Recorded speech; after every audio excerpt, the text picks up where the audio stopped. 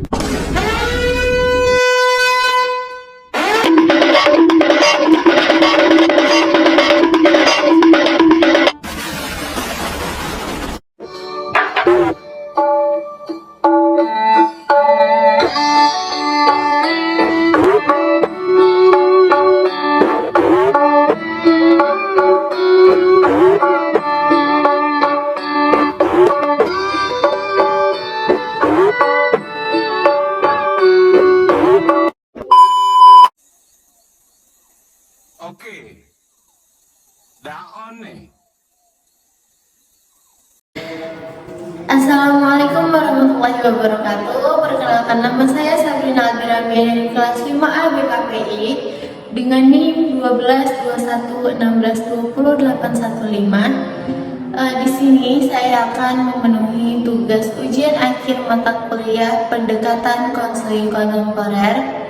Di sini saya sebagai konselor dan di sebelah saya Nisa Aulia sebagai klien. selamat menyaksikan.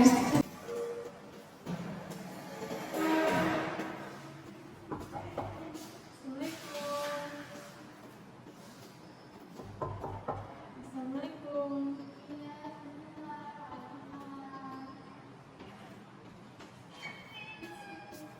Iya, ada perlu apa ya? Saya mau konseling. Oh iya, boleh, silakan masuk. Silakan duduk.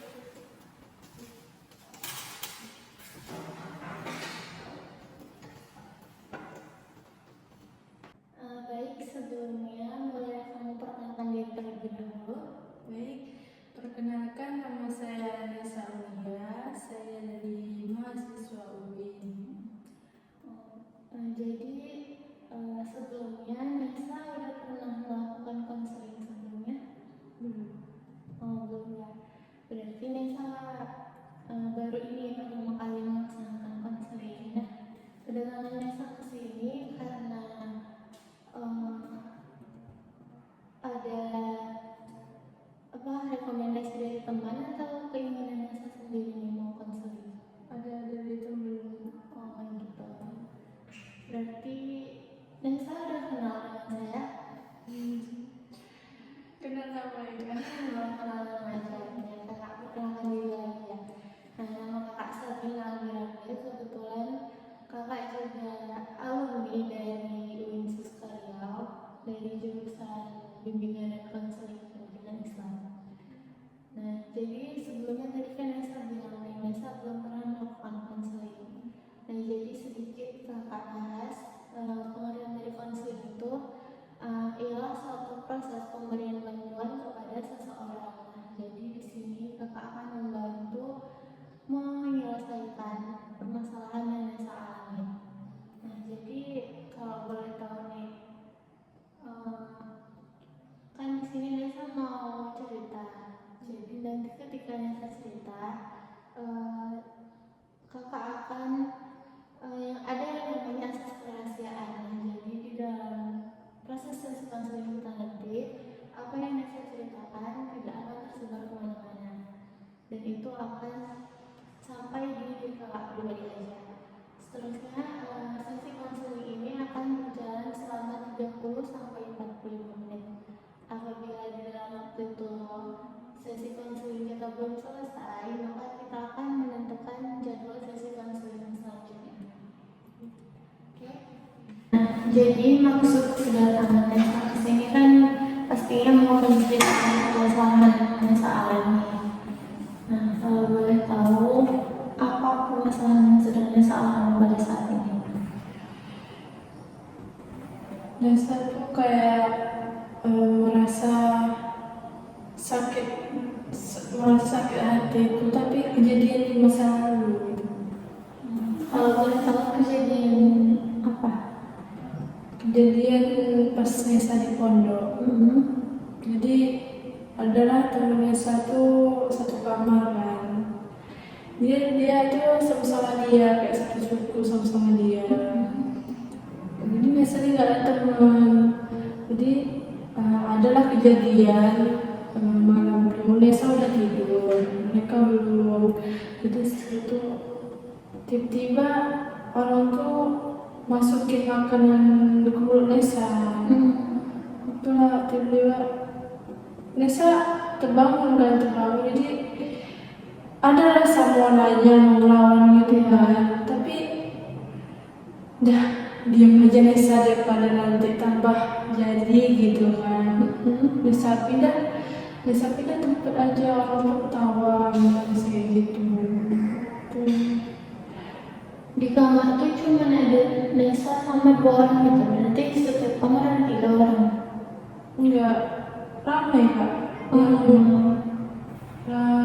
Kayak Nesa tuh kan empat orang. 4. Ya. Satu kamar tuh ada berapa orang? 7. Berarti yang ngebolehin Nesa tuh ada 4. Berarti yang 2 orang lagi kayak gimana? Biarin kah ngeliatin Nesa dibully sama mereka atau gimana? Iya, itu kayak udah amat lah, kan belum kenal banget kayak gimana kan kak. Jadi orang berdua aja dia tuh kan, nggak ada kayak ngajak Nesa ngobrol, ngajak sama lah gitu kan, nggak ada. Nah, selain kejadian yang mereka masukin makanan ke mulut Nesa, ada nggak kejadian-kejadian mereka bullying satu lagi dengan cara yang kayak gimana? Ada kayak Nesa lagi nyuci, dia ada di situ, dia sengaja kayak nyimbahin apa ke air ke Nesa gitu kan.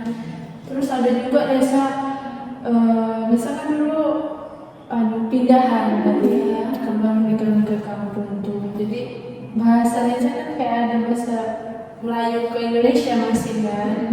Jadi itulah teman-teman tuh ngomong alah sok-sok bahasa Indonesia, padahal depan belakang rumah itu kebun katanya gitu. Berarti lumayan sering juga ya mereka ngomongin Nesa. Nah, kan udah ada perlakuan bully dari teman-teman kamar Nesa. Di pondok tuh kan pasti ada kayak ustadz atau ustazahnya gitu kan, atau kakak-kakak kamar istilah atau apa di pondok biasanya. Iya. Nah, di situ kan ada tuh yang bertugas untuk itu gitu kan, bagian keamanan lah atau apa misalnya. Pernah nggak Nesa laporin yang ngebully Nesa tuh ke pihak pondok? Pernah, udah diperingati juga mereka teman. Jadi tapi mereka tuh nggak mempan juga, masih membuli juga ya. Selain tuh udah Nesa laporin ke guru, ada nggak orang lain atau temen Nesa yang tahu kalau Nesa dibully di situ? itu jadi udah agak lama nih di pondok tuh kan, adalah Nesa teman dekat gitu kan. Iya. Apa-apa Nesa cerita sama dia tahu gitu. Jadi semenjak itu kalau Nesa nih kebetulan dia kayak orangnya tegas gitu kan. Jadi kalau Nesa itu kan takut dengan dia gitu. Jadi kalau Nesa dekat sama dia, yang bully Nesa tuh nggak berani dia. Nah, jadi semenjak Nesa udah ada teman dekat lah istilahnya di pondok, jadi mereka udah nggak ngebully Nesa lagi. Atau pas masih sama dia pernah juga nih Nesa dibully? Pernah juga ada jajan itu kan Nesa siap makan kan. Jadi ngantri lah kami nyuci piring. Padahal Nesa dulu barisan Nesa, orang tuh ada belakang. tiba orang tuh langsung nyelip gitu kan, langsung dirampasnya yang cuci piring itu. Dia ngomong kan, oh udah berani ya sekarang katanya mentang-mentang dekat sama si Ali gitu kan, kadang kayak gitu. Berarti udah ada ibaratnya ngelilingin yang salah, tapi mereka masih berani juga ya kalau Iya, aku di belakang di situ. Nah, selama sekolah tuh kan pasti kayak abis dibully itu ada kayak rasa takut kalau di luar sendirian atau pas di kelas mau keluar kelas mau pulang itu pasti ada rasa takut kan. Iya. Nah, kayak gitu tuh gimana perasaannya pas waktu lagi bully mereka tuh selama di pondok tuh gimana, ada nggak pengaruhnya ke kehidupan sosialnya sesama di pondok atau pergaulan yang salah di situ tuh terpengaruh nggak gara-gara dibully mereka?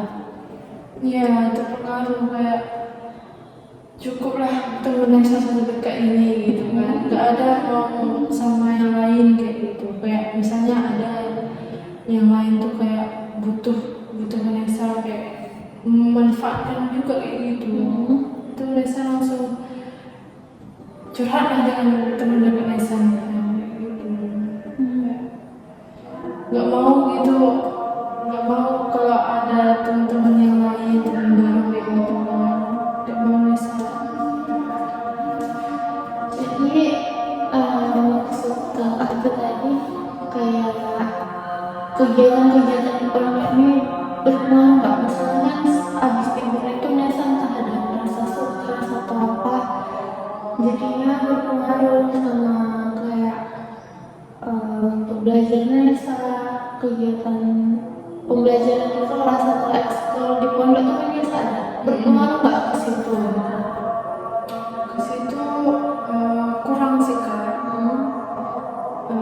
Karena kayak kegiatan tuh ya udah gitu kan, tapi kalau udah di siap kegiatan kan ke pondoknya lagi kan, ke asrama itu. Nah itu kayak mandi, ada lah orang itu kan sengaja ada seminar. Kalau di asrama tuh rasanya mau menghindar aja gitu. Takut ketemu mereka. Jadi selain sekarang kan Nesa udah keluar dari pondok, pernah nggak pelaku tadi yang temen Nesa satu kamar di pondok ketemu sama Nesa atau enggak sekarang kan ada saat-saat lah minta maaf gitu ke Nesa ngechat atau apa, pernah nggak? Enggak pernah. Nggak ada. Kalau ketemu pun sekilas jalan kayak gitu. Nggak disapa juga biasanya. Nah setelah itu kan di pondok ngalamin kayak gitu, di perkuliahan ini ketemu pastinya ketemu lingkungan baru, orang baru, teman baru. Ada nggak rasa takut itu muncul lagi gitu, rasa luka itu ada nggak, kayak takut nanti aku di sana dapet kawan yang kayak di pondok lagi nggak ya gitu. Ada rasa kayak gitu, ada mikir gimana ya besok pas perkuliahan, ada nggak teman gitu kan, takut kejadian misalnya tuh terjadi lagi gitu.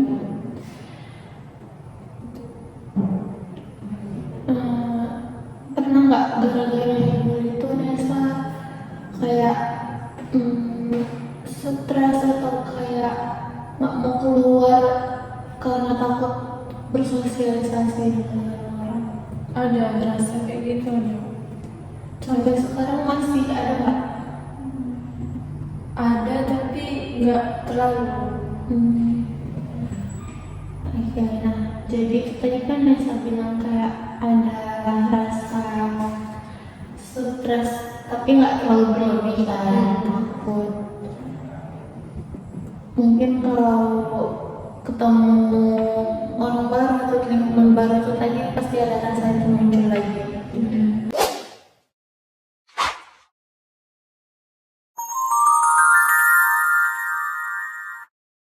Nah, di sini kakak ada yang namanya alat untuk play terapi.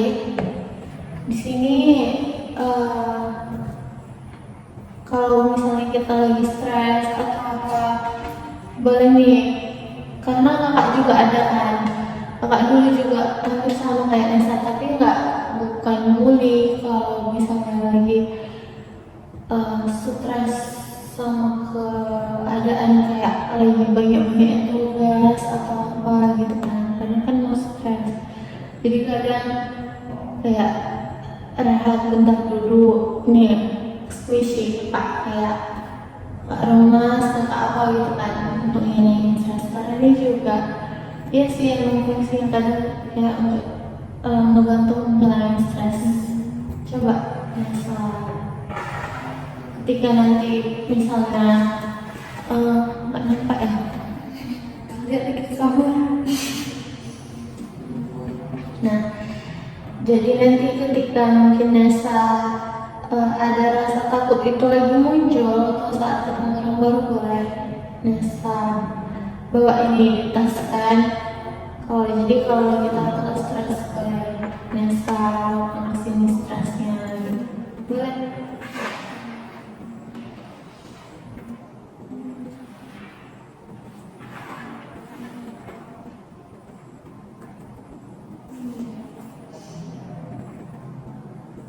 Ada aromanya juga.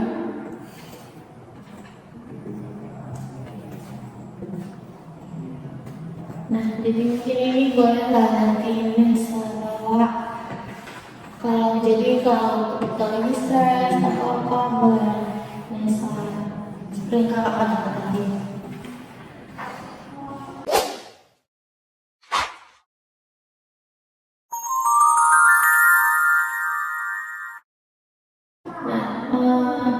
Selain itu, kakak ada juga nih satu teknik meditasi yang mana nantinya Nesa kita kayak relaksasi gitu. Nah, jadi mungkin bisa kita mulai sekarang. Nah, di sini pertama Nesa tutup mata terlebih dahulu. Oke, setelah itu tarik nafas perlahan-lahan dari hidung, tarik, keluarkan dari mulut, lakukan berulang, tarik nafas, keluarkan dari mulut.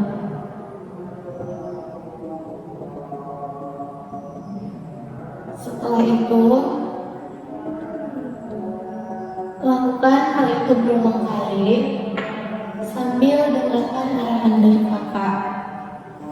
Nah, bayangkan sebuah tempat yang penuh dengan kedamaian. Mungkin itu di sebuah taman atau di sebuah pantai yang sunyi ataupun di sebuah kamar yang nyaman. Itu merupakan suatu tempat yang aman. Tidak ada seorang pun yang bisa menyakiti Anda. Di tempat itu, Anda sepenuhnya dihargai dan diterima. Bayangkan sambil melakukan pernafasan tersebut berulang kali.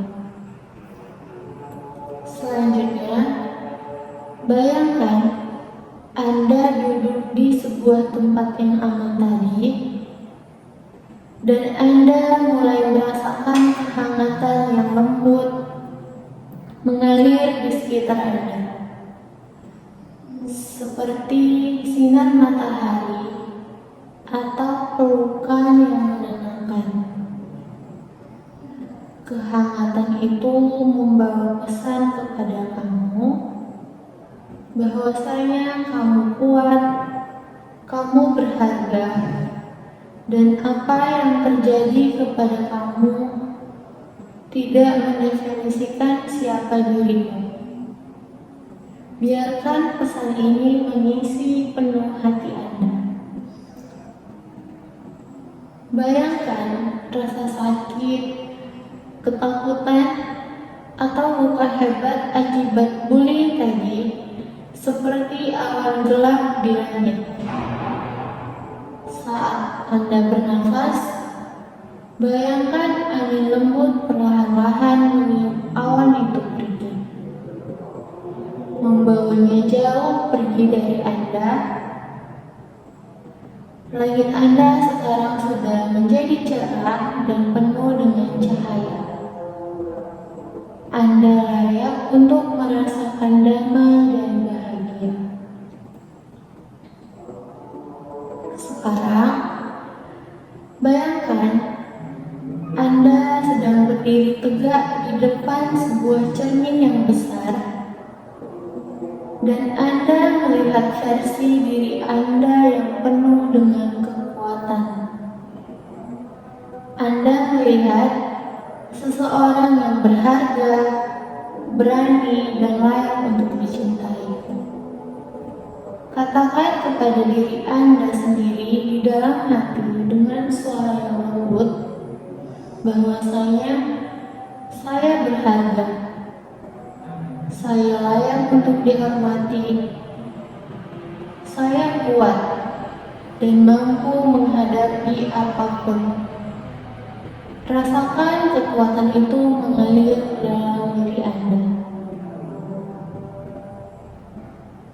Jika Anda merasa siap, bayangkan diri Anda melepaskan beban rasa bersalah atau dendam yang mungkin Anda rasakan. Bukan berarti Anda menyetujui apa yang terjadi, tetapi Anda hanya melepaskan beban itu untuk diri Anda sendiri, agar Anda bisa merasa lebih ringan. Tarik nafas dalam-dalam sekali lagi. Rasakan tubuh Anda menjadi lebih ringan dan pikiran Anda menjadi lebih jernih. Ketika Anda sudah merasa siap, gerakkan jari-jari tangan Anda dan mulailah buka matanya perlahan-lahan.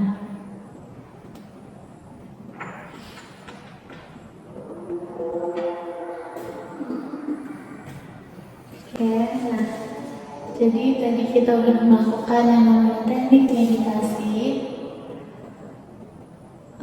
Sekarang saya mau nanya, kakak mau nanya nih, gimana perasaannya setelah melakukan tadi ada teknik terapi, ada teknik meditasi juga? Terus saya rasa sakit hati itu berkurang, terlambat sekali. Jadi udah mulai lega ya.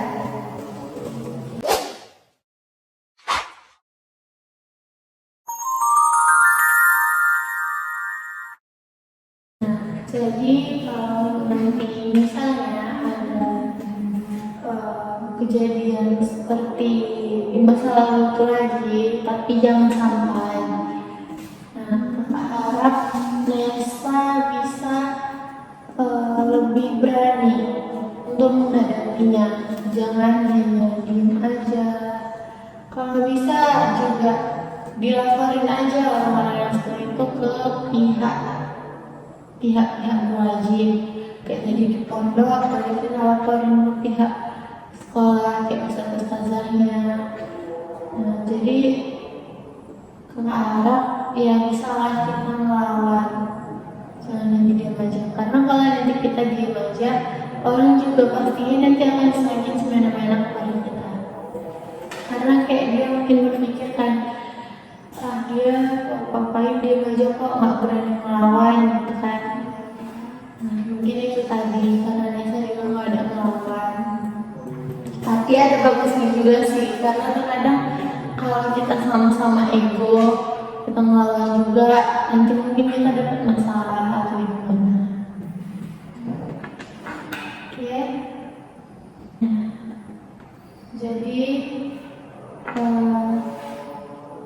setelah melakukan konseling tadi, bagaimana perasaan Nesa sekarang?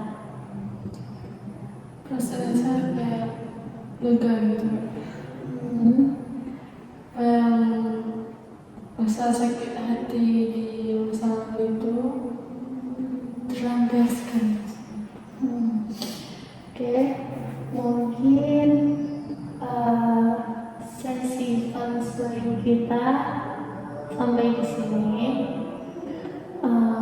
Kalau nanti misalnya ada hal yang ingin Nesa ceritakan lagi ke kakak atau ada permasalahan yang Nesa alami lagi, boleh datang ke ruangan kakak lagi.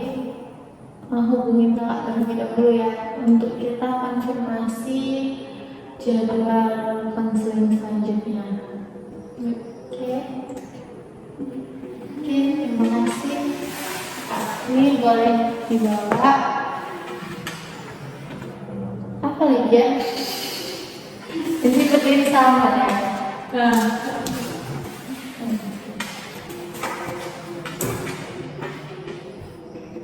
Oke, mungkin cukup sampai di sini. Kakak harap Nesa puas dan senang dengan hasil konseling kita pada kali ini. Ini boleh ya, ini boleh dibawa.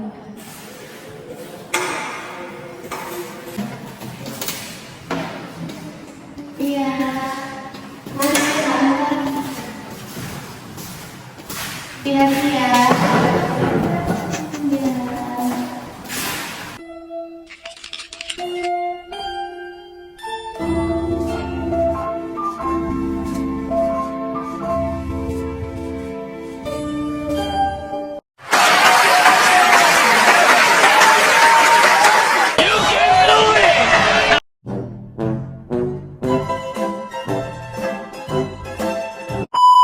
Mata kuliah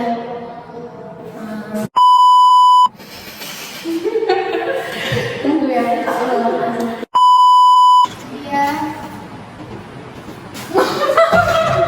Tunggu kami.